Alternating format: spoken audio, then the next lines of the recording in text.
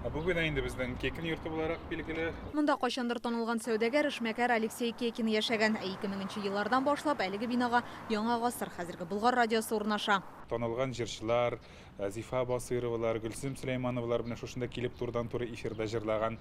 Һәм инде шушы тарихның bir дәвамчылары булуыбыз белән без әлбәттә горурланабыз. Туар таңнарыбыз тыныч булсын, артсын бәхет, шатлык күләме дип. Инде берничә еллар дәвамында эфирда чыгучы иртәнге чәй, авыл сулышы тормыш әлифбасы сәхнәдәш тапшыруларының үз аудиториясе бар.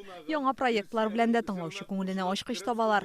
Телефильм шикелле, менә радиофильм шикелле булуын теләгән идек без аның. Узган ел Татарстанда туган телләрне саклау комиссиясе ярдәме белән милләтем бизәкләре тапшыруын яздыра башлыйлар. Ул танылган татар шәхесләре хакында күренекле шагыйрьләр, язучылар, композиторлар, рәссамнар белән таныштыралар. Безнең шәхесләребез бит чыннан да гаҗәеп. Татар халкының шәхесләре бик күп.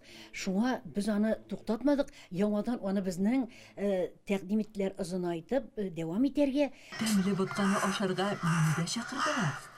Быел тагын бер проектны тормышка ашыралар. Ул дуслык күпре дип атала. Татарстан авылларында, төрле районнарда булып, башка халыкларның көн күреше белән танышалар. Башкалабыз Казанда 22 градус җылы күрсәтә. Шушы тавыш яздыру бүлмәсеннән барлык радио алып баручылар эфирга чыга. Әле 7 майга да бәйрәм уңаеннан махсус бүләкләр әзерлиләр. Яраткан радио тыңлаучыларыбызга бик кызыклы, шәп сюрпризлар, акциялар әзерләдек.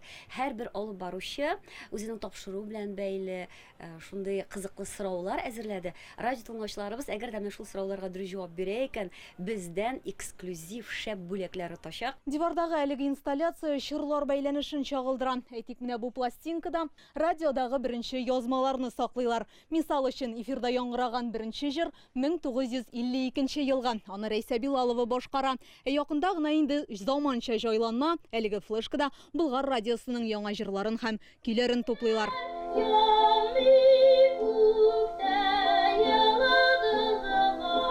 Хәзер Болгар радиосының алтын фондында 50 меңнән артык язма саклана. Алар зур пленкаларда, бобиналарда сакланалар. 2006-2010 еллар тирәсендә инде без аларны аудиодискларга яздырдык.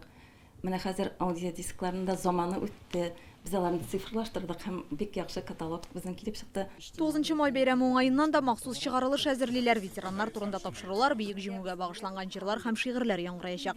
Инзилә Хөсәенова, Алмаз Зыйдинов, Яңа гасыр каналы.